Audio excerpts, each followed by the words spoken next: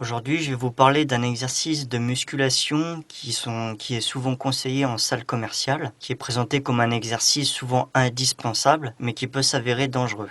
Cet exercice, c'est le squat, un exercice où vous mettez une barre sur votre dos pour travailler les cuisses et les fessiers. Il existe des exercices de mobilité qui vont vous permettre de travailler votre squat, mais celui-ci rajoutera toujours de la pression. De plus, si dans votre vie quotidienne, vous avez souvent une posture assise, cela accentuera le problème. Certaines personnes auront déjà des difficultés à exercer ce mouvement, donc pour vérifier cela, il peut être intéressant si déjà barre à vide, votre buste a tendance à se pencher vers l'avant, il est fort possible que lorsque vous mettiez une charge plus ou moins lourde, cela s'accentue au risque de vous blesser. Comme dans chaque exercice, il ne va pas falloir forcer l'amplitude de mouvement que vous n'avez pas grâce à la charge. Donc sur cet exercice, le squat en général, il faut descendre au moins jusqu'à la parallèle. En fonction des personnes,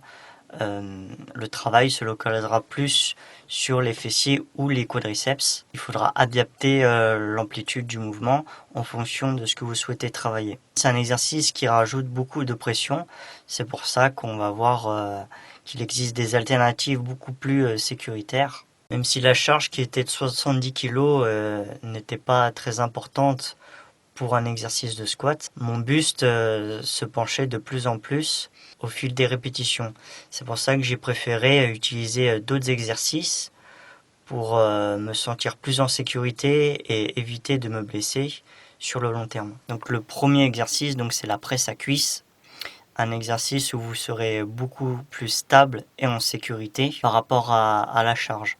Le deuxième, c'est le squat avant. En général, vous utiliserez une charge qui sera beaucoup moins lourde que le squat arrière, mais la position de la barre réduira la pression sur la colonne vertébrale, ce qui peut être un avantage.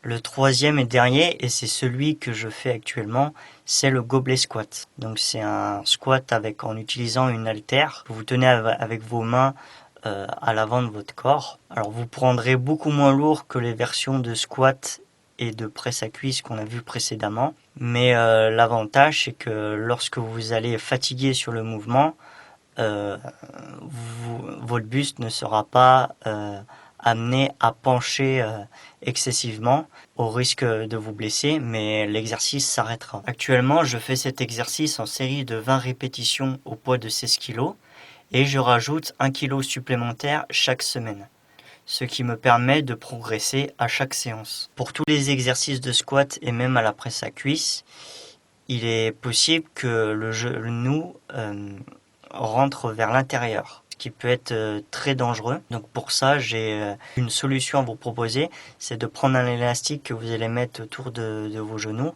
pour travailler votre ouverture de hanche. Ainsi, de pouvoir amener vos genoux vers l'extérieur pour bien effectuer le mouvement sans vous blesser. J'espère que cette vidéo va vous aider.